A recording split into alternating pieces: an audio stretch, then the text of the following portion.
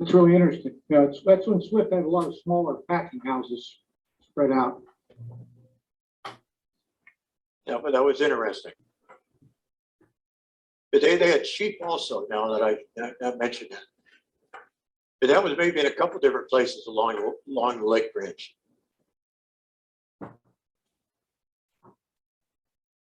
Well, Nick, I think that's about it. We don't have any more questions. Well, I think we'll just wrap it up for Wayne's presentation. Okay. Well, thank you, Wayne. Okay, guys, thanks Thank you, for Wayne. tuning it in. Nick, thanks for the help and getting this inexperienced person going on Zoom. We're all, for the whole year, we've all been learning, so we're not alone. Okay, guys, thank you. Thank you. Yeah, thank you, Wayne. Well, Take about, I guess, about 10-minute break. It's been a long presentation. By advertising on YouTube, I grow my business by reaching my most important customers. Yes, the book is about 300 pages long. And so the company store will probably be printed by late August. So we'll send out, send out a form by email. So if anybody wants to order it, the book will be available from the company store end of August. And we'll have it copies at the Akron Convention. And Mike Lytle will have copies at the Brietta Train Show and the Mount Hope, Ohio Train. And I also have to remind you that the Western Minicon will be held in Burton, Ohio, next year, 2022. So let's take a maybe 10-15-minute break, and then David Pfeiffer will be set up to make a presentation on valuation maps. There's coffee, I think, silk coffee.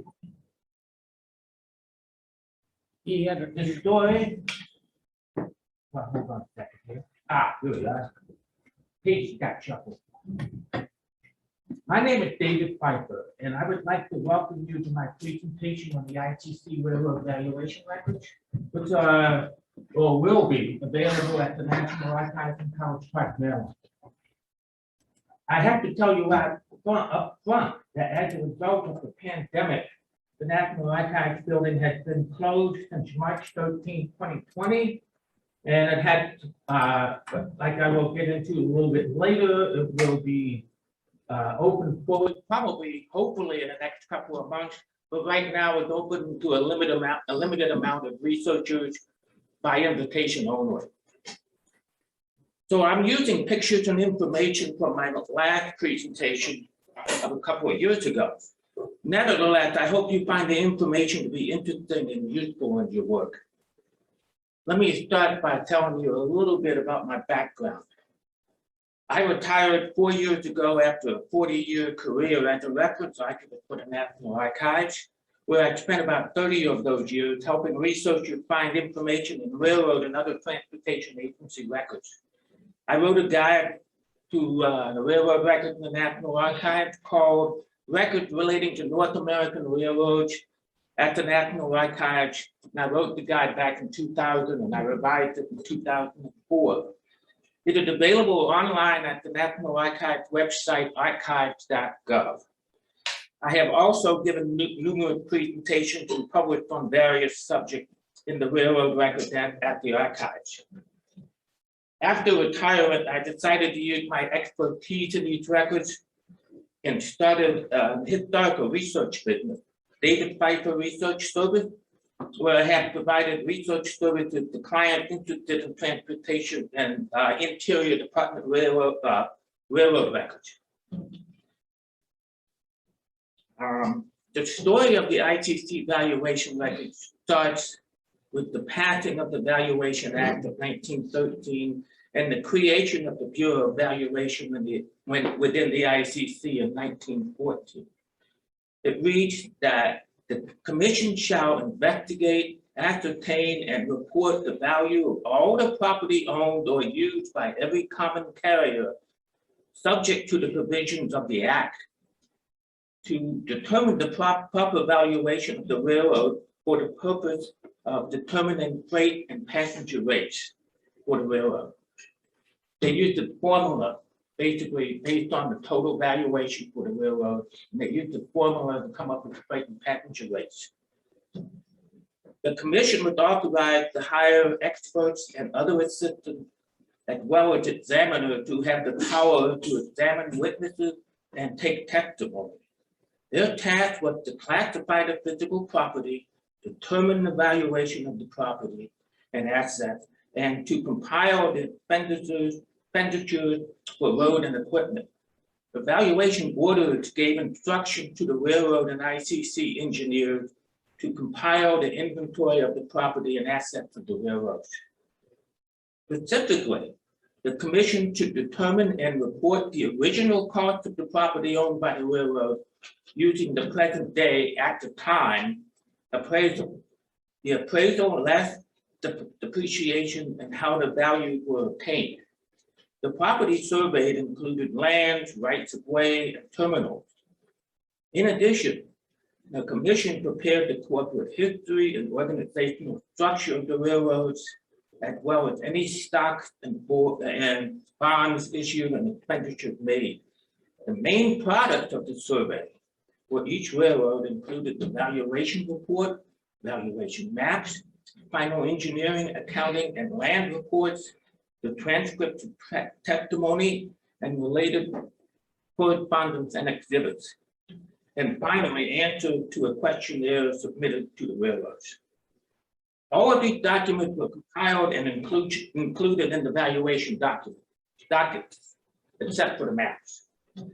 The original survey was completed during the period 1940 to 1920, and the updating records giving information concerning changes in the property inventory date to the late 1960s.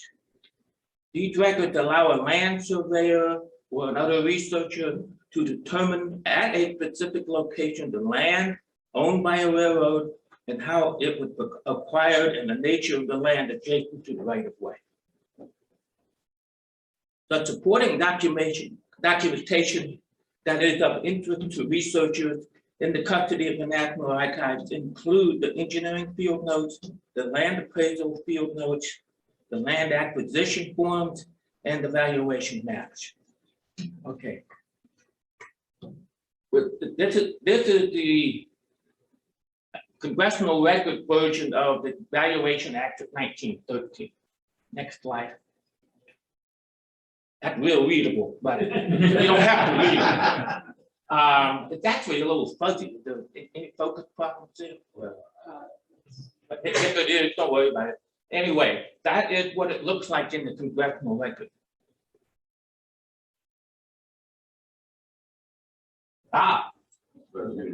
Okay, thanks, Nick. Next slide. Now, as an example of the records, I'm going to use the B&O camping station in Yards. Next slide. We're now talking about the engineering field notes. The engineering field notes are arranged by name of railroad. They're under by the type of notes, the roadway notes, structural notes, bridge, building, chaining, and computation notes. And they're under by valuation section only. The notes include information concerning grading, ballast, tie, track, and all railroad-owned structures. The chaining notes detail every mile of the right-of-way, giving to the nearest foot the location of culverts, crossings, and bridges.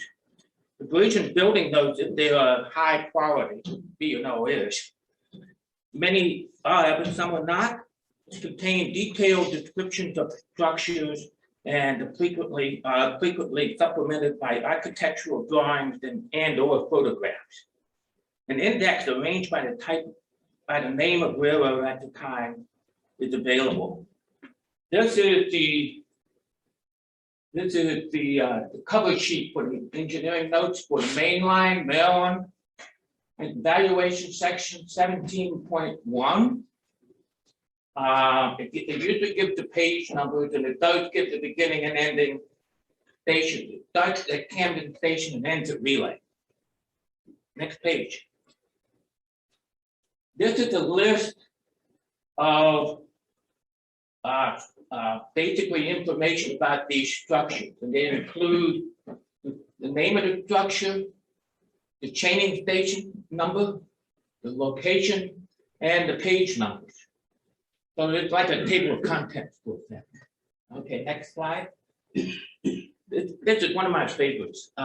This is a postcard attached to the engineering field notes, which by the way are in volumes, and the volumes include graph paper. So most of the information is written down in pencil on graph paper, and any photographs or attachments that are made glued to the graph paper. So this postcard is glued to the graph paper. You can see some of the graph paper down here. This is dating about 1913. Okay, you can see the lovely color right here. People walking around. Okay, next slide. This is the photograph. This is the graph paper right here. Now at the top, we have the date, the chaining station number, the location, and the page number is over here, and the name of the engineer who did the survey. And this is a similar picture to the postcard, about the same time period. Next slide. This is the picture of the Camden Station waiting room. And what I like about this picture, besides the fact that it's the waiting room, is these ghosts in here. See the ghosts? Okay, next slide. This is another picture of the waiting room. And there's the ticket office right there. And the way out to the platforms is out here. And there's more ghosts. Next slide. This is the marquee in front of the station at the entrance with the steps and people walking around. This is on the Camden Street side. Okay, next. Now, this is what most of the high quality engineering field notes look like. Now, this is part of the building notes section of the engineering field notes. It gives you an intro on Camden Passenger Station description, the brick passenger station, office building located at Camden Street, and so on. It says what material the station or the structure was made out of, and the dimensions and diagrams, and usually when the material, the station or the structure was built. Okay, next page. Now, this is the Camden Passenger Station roof plan, and you can see these guys are architects. The plans are very detailed, and they have a legend right here. Okay, the next slide. This is a architectural drawing of the Camden Passenger Station. The passage underneath the roof. Passage under driveway to warehouse. Warehouse, that's it. Right there, warehouse. Okay. This is what the drawings look like. They're like elevation drawings. Next. Well, right now, without down here would be the Orioles postseason The champion. cross section. That's cross section action. All right, they get a little fuzzy. They're written in pencil 100 years ago. Things get a little fuzzy sometimes. But this is the basically the Camden Station photo description. Next slide. Now this is the Camden Station. Next to Camden Station was the medical examiner's building, 3 stories. Next slide. This is the freight shed K or L, and this is cross sections of freight shed K or L. This particular one is L shed. Next slide. And this is a photograph of the K and L engine sheds. There's the Camden warehouse right there, and there's the shed. Next slide. This I think is kind of cool, but you have a blueprint on graph paper. Camden Passenger Station train shed.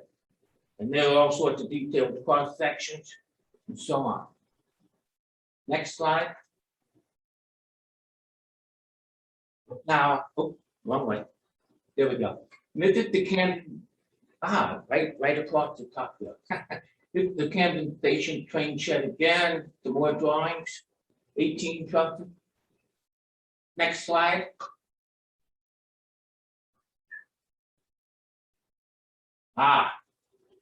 Again, this is the shed platform and driveway.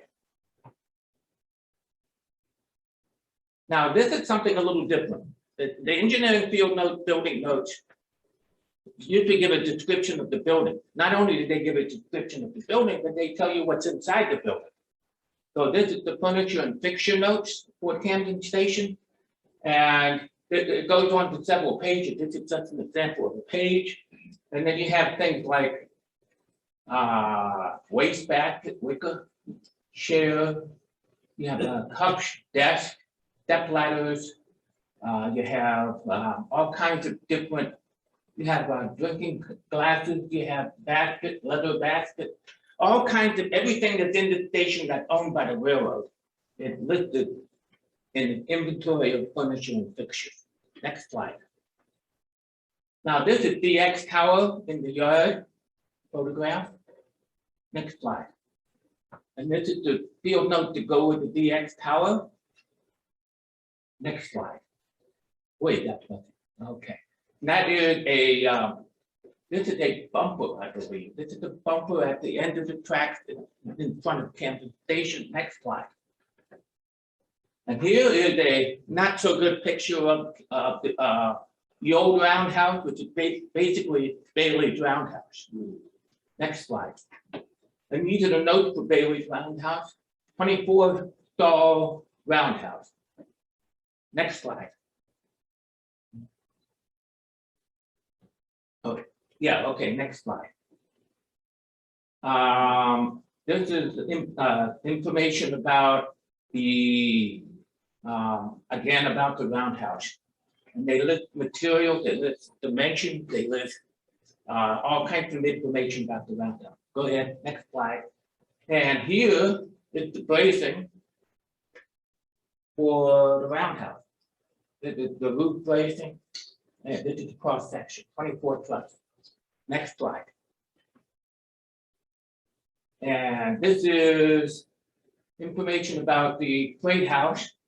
Again, description field notes. Next slide.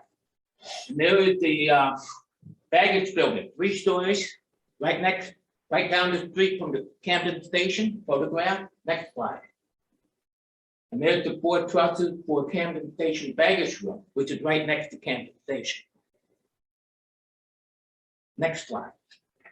Now, this is something a little different, and these are called the land appraisal field notes for Camden Station. The land appraisal field notes consist of notes reflecting the current date of appraisal, value of the land adjacent to the right of way. Again, arranged by railroad, the notes pertain to a particular land appraisal zone, which was established at each point where property adjacent to the right of way would change in value. Each note describes the land in the zone and provides an estimate of its value per acre or square foot. An index to these records is available. Okay, basically it describes the nature of the land here, and it does give you a value of the land. Here is B&O, and there's 17.1, and it matches up with a land zone and a map number. Next slide.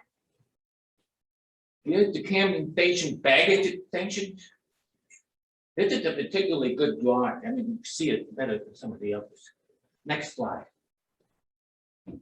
And this is the notes for the 8-story Camden warehouse. Next slide. There's a photo of the warehouse as it was in 1913. Next slide. Camden Station. Okay, this was taken back in the, after its construction, its restoration, I should say, back in about the 1980s. As you may know, the station and the warehouse were restored as part of the stadium project, which was like oil prior to Camden Yards. And before that, it was in disrepair, and both the warehouse and the station portion were kept as part of the stadium project. It has to be after the ballpark. is built. Yeah, the ballpark, there's the station, the warehouse, you can see the ballpark right there. Well, the right side tower is still restored and the old trade office is going. Yeah. Yeah, correct. Okay, next slide.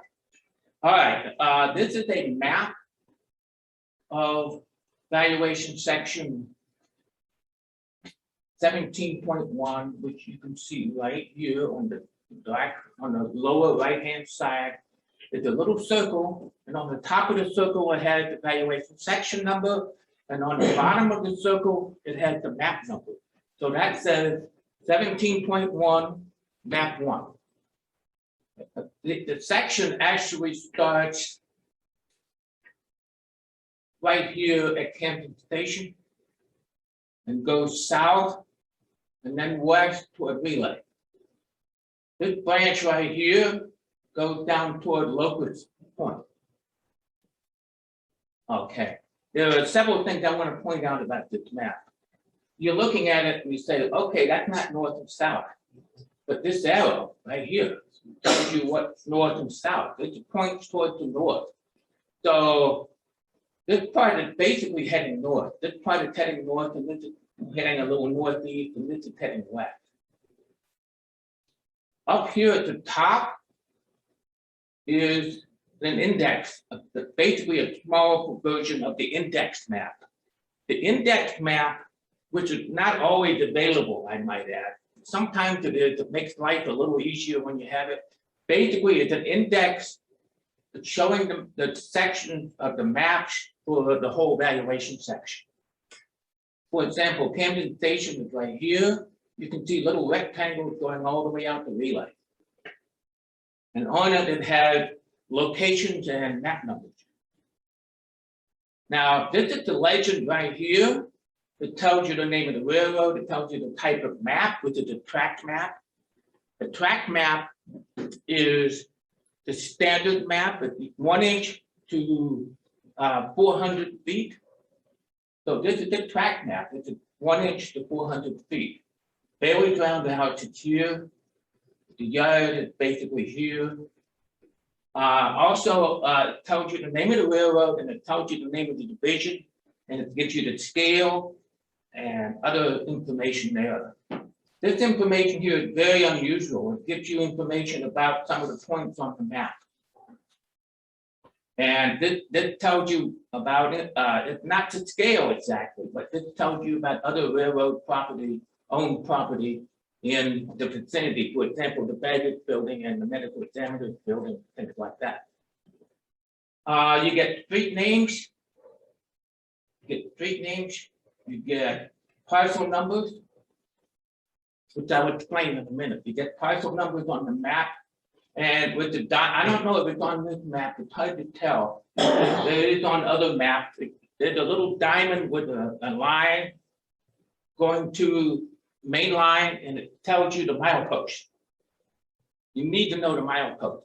There are two things that you measure with a map. One is the milepost, and the other one is the chaining station number. Okay. What else do we have on here?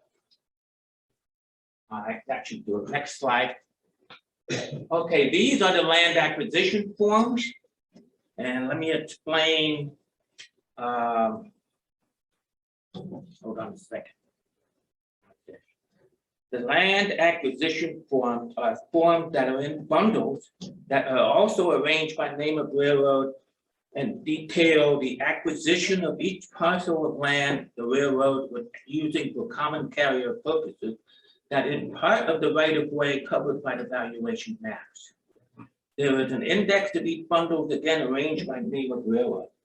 Okay, on the map are usually parcel numbers. It's usually a section of tract. It's either a section of tract or, yeah, or a lot number right adjacent to the track. For example, here's your parcel number right here. Okay, 1, 2, 3, 4, 5, 6, now down to 10. Next to it is the custodian number, which I don't really use in my research. And then we have the type of instrument we have, which is, in this case, deeds, and then sometimes you have quit claims. This is the type of instrument. Most of the time it's deeds in the Camden Station area. Then you have the name of the grantor and the grantee. And the grantor is the one giving the land to the grantee, or changing the ownership of the land from the grantor to the grantee. Now, in this case, there are different landowners, and the grantee is the B&O. Now, it could be the president, vice president, treasurer, it could be an agent of the railroad. That's why they have different names on here. For example, you have Thomas Swan. I believe he's an agent of the railroad. He may be like the assistant treasurer or something of that sort, because he receives a lot of these grants. And the good news is, if you have access to the deed books at the county courthouse, this gives you a deed book citation, book number, the page number. And then you have this is called the consideration over here, which is the amount of the transaction. And then you have the date of the transaction went into effect. So that's very important for some people, like the utility and road crossing people. The date is very important. And then you have other information here, and you have the notes of further information. That's the first page of the Camden Station form. Next slide.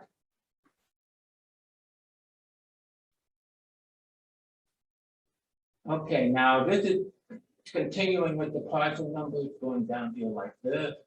And again, you have the dates of the instrument, and you have the date of the transaction, and the deed book citation. These forms are so interesting to the utility and road crossings, and also people who have land use litigation involving the private people, not people working for the industry, but private people who have land litigation issues where they have the railroad used to own a slice of their land or a piece of their land, and they need to get title information on that, and a lot of times it's not available at the county courthouse. Okay, next slide.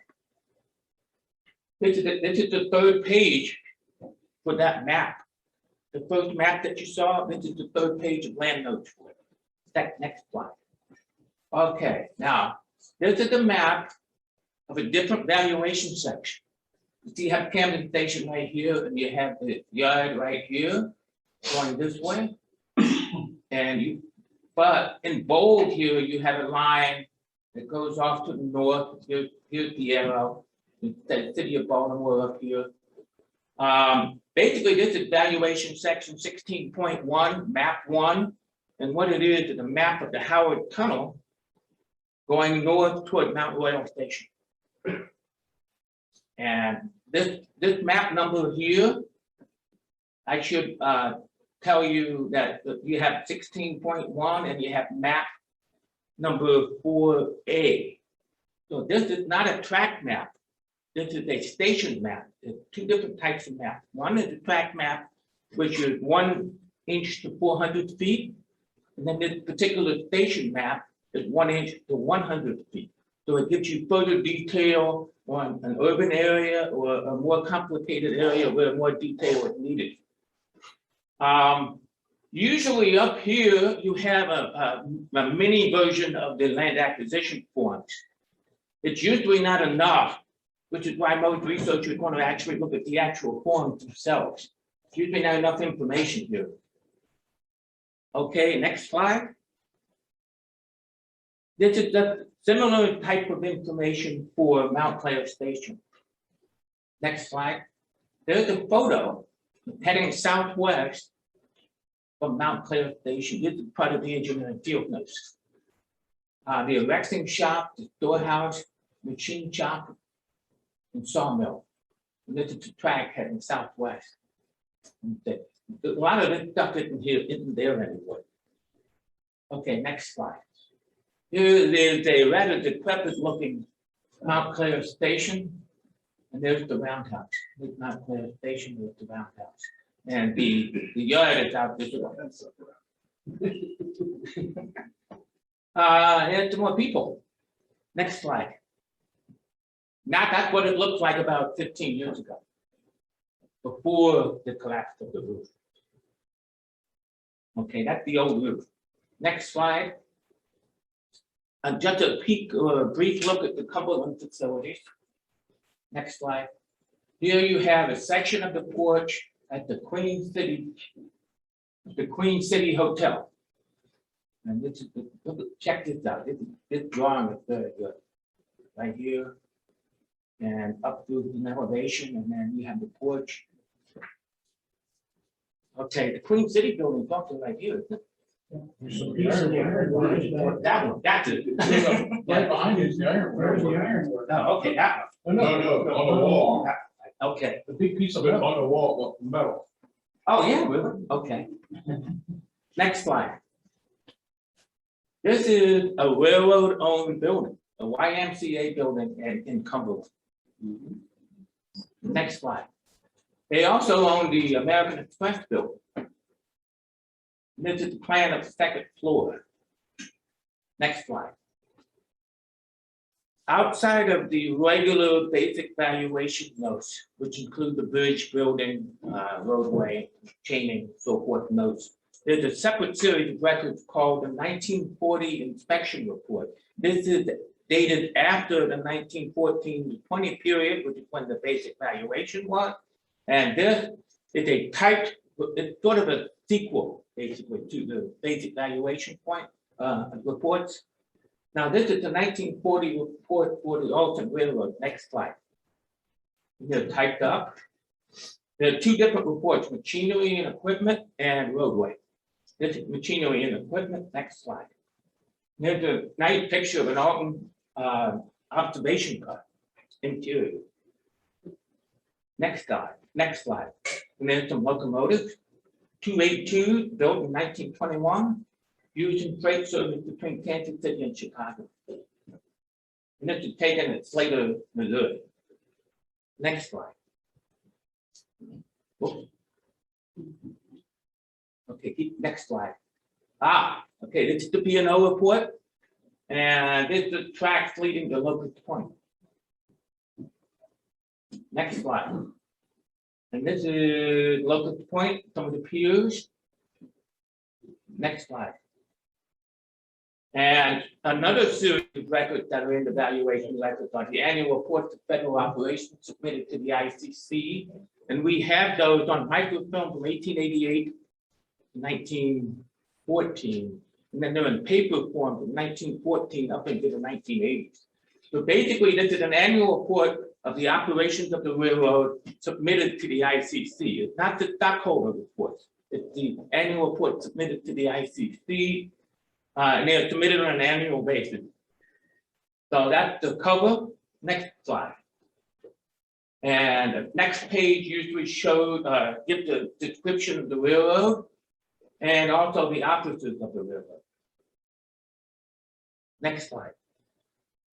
Okay, I stuck this on here at the end just to give you a look at not a B&O site, but it's Lehigh Valley in Ithaca, New York. The reason why I picked Ithaca, New York is I went to college there.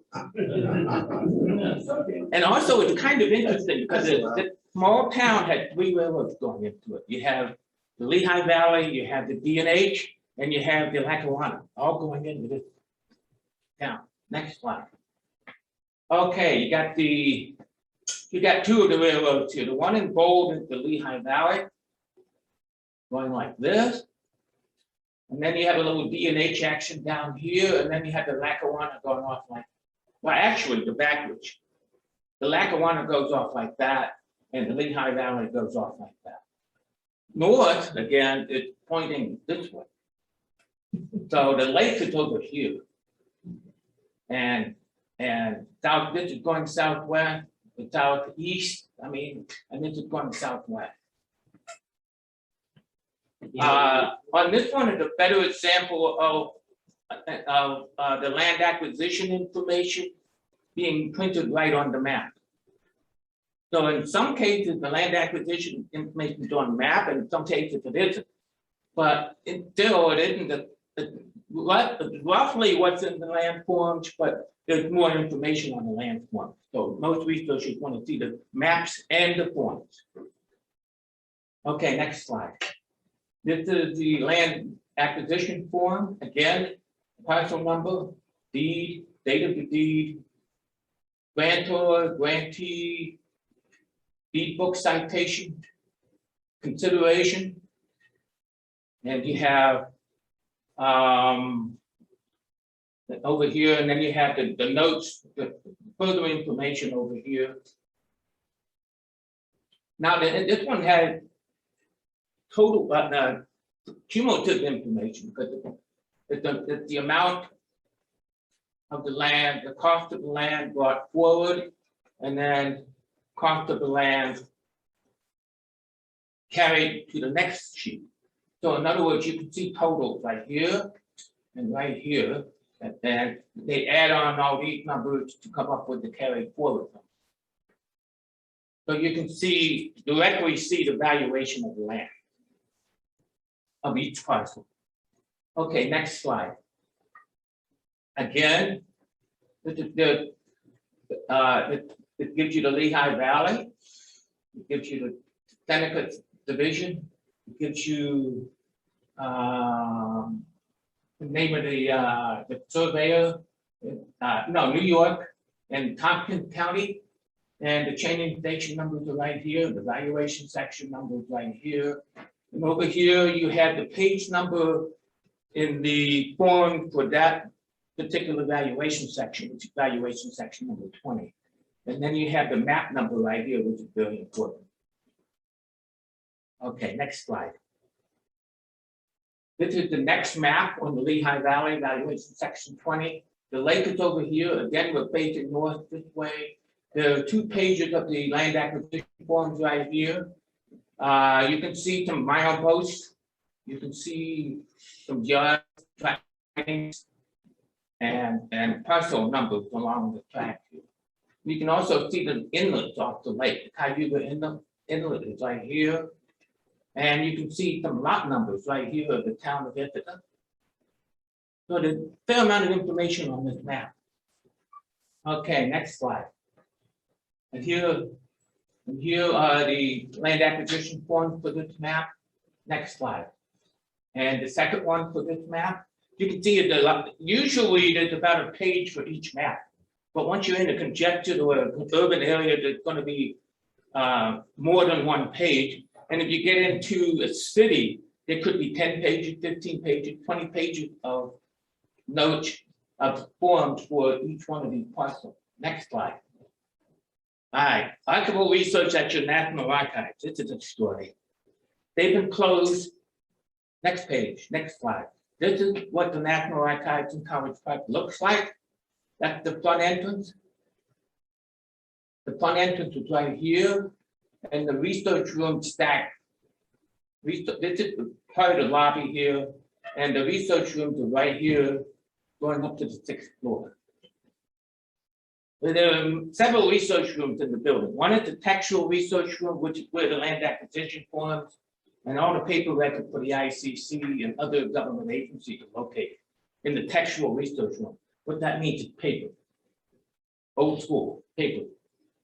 Then you have the cartographic research room, you have the still pictures research room, you have the motion pictures research room, you have the classified record research room, and you have the electronic record research room. all in this stack going up here. These are offices in stacks going in that direction. Okay, next slide. This is the textual research room. You can see boxes here, cards here, and tables and lights. And they have plugs in the bottom of those lights so you can plug in your electronic equipment. You can get about 150, 175 people in there. So it's a good sized room, have natural light from the outside, and they also have security cameras. So can't do any funny things with it. We'll catch you. Okay, so this is back in the old days before the pandemic. Right now, they wouldn't let you have two cards. They wouldn't let you have boxes on the top. And there wouldn't be near as many people. This is a pretty full research room. Right now, the research room is open by invitation only, and at a maximum of 10 people. Now, that includes 3 or 4 people from the Veterans Administration who have to have access to veterans records, personnel type records, as well as, say, Vietnam unit records for the purpose of claims, VA claims. That by law, they have to have access to them, and they have to respond in a certain period of time. So they have, as of several months ago, they have access to the research room. There are usually 2 or 3 VA researchers in there, plus say up to 7 other researchers right now by invitation only. Now, I would happen by some luck to get one of the invitations for the textual research room. So I was able to gain access to some of the records, but they have to be by appointment. They have to have a research consultation, and they have to be 10 days apart. So it's very, very, very limited access right now. Same thing with cartographic. I don't know if stills and motions are open yet. But cartographic just opened last week by invitation only, 10 days apart, the whole rigmarole. And I did not get an invitation to cartographic. So I can't get at the maps. And the land acquisition forms are no good without the map, because you need the map number and the parcel number in order to get to the land acquisition form. So that's the textual research room. Next slide. Now, these are the paper finding aids that I prepared years ago on the engineering field notes here and other records of the ICC, which basically start right here and go to here. Miscellaneous is a overused term. It usually includes other series of records. And this is inventories and finance dockets and abandonment dockets and so forth. Finding aids are right here. Now, these are in a consultation room. It's not available right now. They closed the room. They want to digitize all the finding aids and put them up online. Where they're putting up online is the National Archives catalog, which you can find. You can do a regular search or an advanced search in the catalog. For example, Record Group 134 is the record of the Interstate Commerce Commission. Then you want to put Bureau Valuation Engineering Field Notes or Bureau Valuation Maps, and you'll get this information. The goal is you'll get this information on the catalog online. So there's no need to go into the room, in theory. Okay, next slide. This is a stack area. This is what a stack area looks like. This is stack 570. You can see the label for records on the rows. Each stack has about 86 rows. Plus, because we always had a space problem, National Archives always had a space problem. So they added perimeter shelving. You can see that in the back. The front stacks are electrically operated. The movable stacks, movable shelves. The ones in the back are pull out, but you have to pull them out. Next slide. In the building, there are 30 of those stacks. Okay, in the building. Now this is a row with the shelves open. Now these boxes right here and right here are all of the engineering field notes. Now there are about 4 rows of just engineering, 6 rows of just engineering field notes. Engineering field notes consist, for all the railroads, consist of 8,350 boxes. And they're not all arranged. They're not arranged by railroad, they're arranged by railroad, but a railroad could be in 4 or 5 different places in these boxes.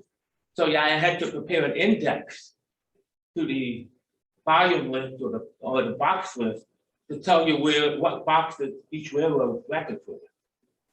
So this is what happens when you have the agency organizing the records.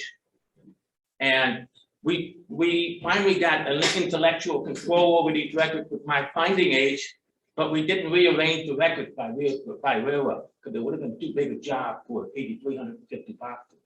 But they all came in Federal Record Center boxes, which is this wide by this long. So we rebox them into these archives, the Hollinger boxes, and you put labels on them to figure out what it is.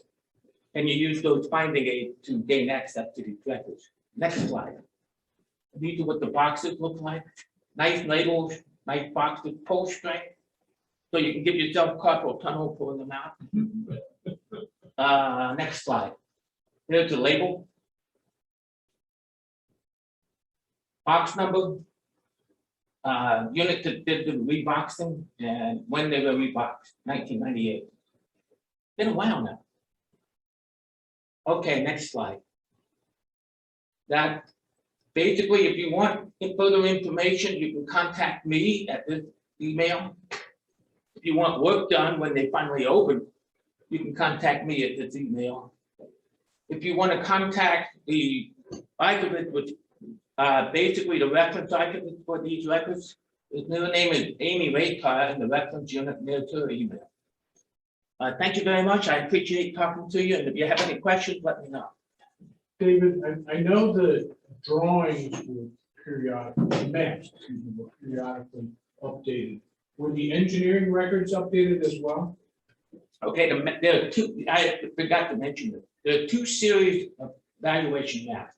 One is the basic valuation maps.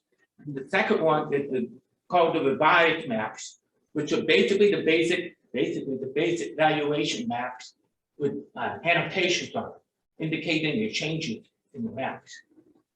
Now, in terms of the notes themselves, there's no update to the actual notes. The notes are actually, this is a good story. The notes are actually temporary value, temporary. They were going to be disposed of because usually we keep the regulatory agency dockets. The docket contain the final reports and other information like transcripts and testimony and things like that that I already mentioned. They do not keep the backup or secondary notes. But in this case, since the notes contain so much information that is of interest to railroad researchers and historians and basically other types of researchers, they're basically what you need is you need the finding aids and you need all that, but there is a set to the final report. There's an updating. The final report usually is dated in the early 20s, and then you have the updating to the final report, which gives you year by year changes in assets, all the way up into to about 1970. It's not a complete set, nothing is a complete set, but what we have is probably the most complete set in our custody, the National Archives custody. Now, different historical societies, different museums, they have usually pieces of the valuation maps for a particular railroad, but this is the only place where you can get maps for most of the railroad. Now, again, these are only common carriers. There's no interurbans, there's no transit lines, and there's nothing. It's just for the 48 states on the continent. Okay, no Hawaii, no Alaska. That answer? Thank you. Yeah, The 1940 reports, are they counted as photographic or textual records? they're counted as textual. Okay, But they're in black bindings with typed information. And the photos again are pasted on the page. We have- So, same thing with the valuation, the engineering and the building notes. The only place in the valuation record where there are photographs usually are in the engineering notes, building notes. And also there's some photographs in the land appraisal notes. Okay, but in the 1940 reports, there's a lot of photographs. But again, they're attached to textual records, so they're in textual records. We have one at the barrier that was Bill Dixon's. And it's for the eastern part of the DNO, but not the rest of it. Not the rest of it. Well, you So know now what I know it where is. the rest of it You know is. where the rest of it is. Okay, any other questions, Jim? Now, in addition to the valuation maps and stuff, what information do they have on like the railroad's purchase of equipment and locomotives or the records for that? Well, You mean the acquisition of the land by the railroad? not the land, equipment. The equipment? Yeah. Yes, we do have equipment notes. They're also included in the engineering notes updated, engineering notes final report, and the engineering, definitely included in the final engineering report, and also the engineering updating reports. That's where the equipment is. Sometimes piece by piece by piece, like the locomotives and cars and work equipment and that kind of thing. That was submitted yearly by the railroad? Say what? The acquisition, was that submitted yearly or did they wait 5 years? and then submit The it? acquisition information is on those forms.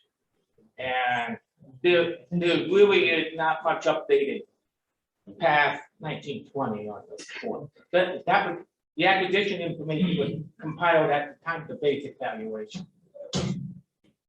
Nick. Okay. The USRA, when the federal government ran the railroads, would they, all of their equipment acquisitions, any of their stuff, that's a separate records group. But is that also all at College Park, or do we have to go somewhere else to find that? Yes. So the answer is, we do have USRA records. We don't have the maps. We don't have the notes. Okay, You have to go somewhere else, and I think that's somewhere else at AAR. I'm not sure. But AAR, I think they have them, but I can't get access to their records anymore. AARs, if it was part of ERE, it might be in level 1 of the Mercantile Library now. Because we have a lot of Really? USRA stuff. downstairs. That's interesting. Yeah. What did you say there? I said a lot of USRA stuff, when the Association of American Railroads changed their focus from research to lobbying. Yeah. They took the Bureau of Railway Economics collection and gave part of it to Northwestern and part of it to the Barrier Library. Oh, that's interesting. And it came to us in tractor trailers on Conrail Popsy cars, When did you get them? 98, Oh, 99. That makes sense, because I couldn't get access to it after that. Yeah, and there's a lot of USRA stuff down in level 1, which is. So I get a periodic request for USRA stuff. And I have to say, we don't have it. Now I'll say you do. Check our catalog. It is cataloged, so if it was bound material, it's cataloged and it's. Oh, it it's is, in our- good. Yeah, it's in the catalog finding, so. Because people who work on the Conrail historical records want to see that stuff. It might be here, it might be at Northwestern, but if it was bound material, like the reports and stuff. Right. Now, we have some of the publications of the U.S. Railroad Association. Some publications, the final reports, that kind of thing. We have some of that, but we don't have the map for the notes. Yeah, I don't have maps either, wish I did. But people keep asking for the maps. And I say, well, we have the valuation map, but not the other stuff. Any other question? Now, speaking for the B&O, what is available online? The maps are being scanned on demand. In other words, if somebody goes into the research room and wants a map and they want it scanned, they'll make the scan for the researcher in normal times. For the researcher, and then they'll keep it scanned for themselves and they put that up on the catalog. Now, there is an effort at some point to do it systematically, but there are thousands of maps, so it'll take a long time. Just by chance, if there was a But- map. But what you probably should do is search in the catalog. Ah, and see what there is available. See, there's revised maps and system index maps, and it should be the regular maps too. You know, I'm not sharing this, so Henry Freeman can't get to see Okay. the wonderful BOCT stuff that's coming up right there. Usually they have the creator and the National Archives identifier number, which is how we, Pick one. that's how we organize stuff. now. Pick one. But some buried in there is the record book number and the series number and title. Ah. That's a system index map. I should mention that the system index maps are in a volume in the finding aids area. I have them online on my computer also. But basically, what they are, the map, the root map of the system, and they will give you for each section of track evaluation section number. But that's how you gain access to the valuation maps. So that would be. Through the system index map.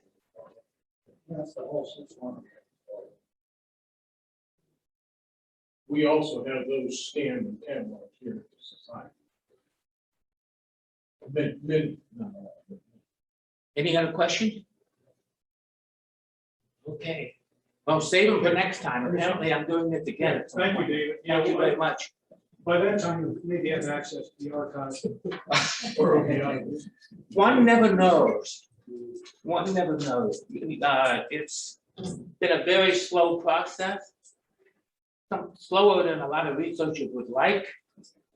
Right now, they're in a pilot program for reopening the research rooms by invitation only and so on. I'm hoping that in a month or two, they'll start opening it up a little more, maybe to 20 or 30 researchers and so on. But who knows with the Delta virus, Delta variant? Yes. One last question. You say by invitation only. How do you get an invitation? 'Cause you couldn't even, from what I understand, you mentioned earlier, that Okay. you couldn't even. Okay, that's an excellent question, and I know the answer. Will you tell us? They have to, by osmosis, somehow figure out that they're gonna open the research room by invitation only. You send an email to the branch saying, I would like an invitation. So if we sent one to Amy or whatever. Amy? Yeah. She does the textual records. Cardo is now open as of last week. You would have to send a record, request to cardo@nara.gov. Yeah. And say, oh, I hear you're open. Can I get an invitation? The answer will be no, because they're full already. I tried already. But that's basically how you get an invitation, which is, I mean, you have to, there is information on the website about research room reopening, but it's kind of vague. You know. Yes.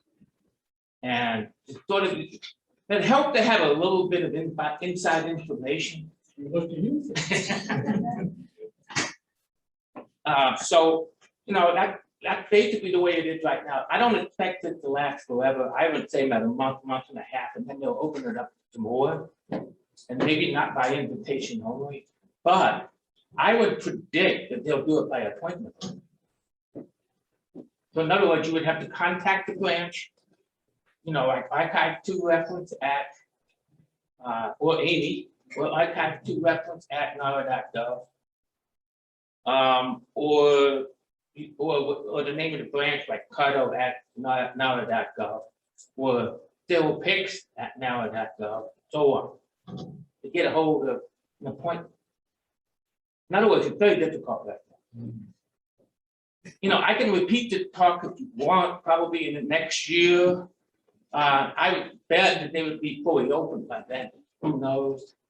And that way I can get some additional material and talk it up a little more and give you an idea of what the procedures are to do reference at the National Archives. Okay, thank you. And yeah, the other one would be a little bit more detail on the valuation maps. Oh, yeah. And, because they're just I like, need a better scan of the map. Is what I need. We've got some great ones. You got a stick? You have a thumb drive with you? Yes, I sure do. Give Among me- all the other stuff on that Give laptop. me as many as you want before you leave. Oh, wait. So we've got them on the network right here. Oh, really? Not every single one, but many, many. Oh, that's great. That's good. Well, thank you very much. Appreciate it. Okay, thank you, David. Information for what we have here in terms of the valuation maps. There are some, not very many 1918 maps, but most of the valuation maps that we have are in the late 40s Oh, to the revised. 60s, Okay. revised by the railroad for changes that were Right. made. So if you're interested in that,